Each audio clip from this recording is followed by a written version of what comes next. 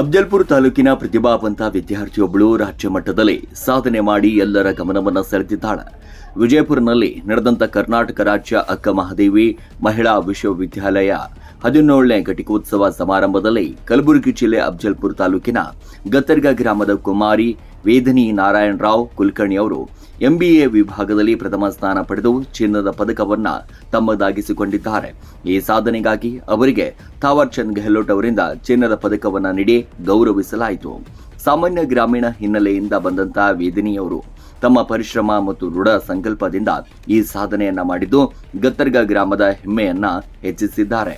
ಇವರ ಈ ಸಾಧನೆ ಅನೇಕ ಮಹಿಳೆಯರಿಗೆ ಪ್ರೇರಣೆಯಾಗಿದ್ದು ಶಿಕ್ಷಣ ಮೂಲಕ ಯಶಸ್ಸು ಸಾಧಿಸಬಹುದು ಎಂಬುದಕ್ಕೆ ಉತ್ತಮ ಉದಾಹರಣೆಯಾಗಿದ್ದಾರೆ. ಇದೀಗ ಸ್ಥಳೀಯರು ಹಾಗೂ ಗಣ್ಯರು ವೇದಿನಿಯ ಅವರ ಸಾಧನೆಯನ್ನ ಅಭಿನಂದಿಸಿದ್ದಾರೆ. ವಾಣಿಜ್ಯ ಮತ್ತು ನಿರ್ವಹಣಾ ಅಧ್ಯಯನ ವಿಭಾಗದಲ್ಲಿ ಅತಿ ಹೆಚ್ಚು ಅಂಕವನ್ನು ಪಡೆದು ವಾಣಿಜ್ಯ ಮತ್ತು ನಿರ್ವಹಣೆ ವಿಭಾಗ ಕರ್ನಾಟಕ ರಾಜ್ಯ ಅಕ್ಕ ಮಹಾದೇವಿ ಮಹಿಳಾ ವಿಶ್ವವಿದ್ಯಾಲಯ ವಿ.ಕೆ. ಬಾಲು ಚಿನ್ನದ ಪದಕ.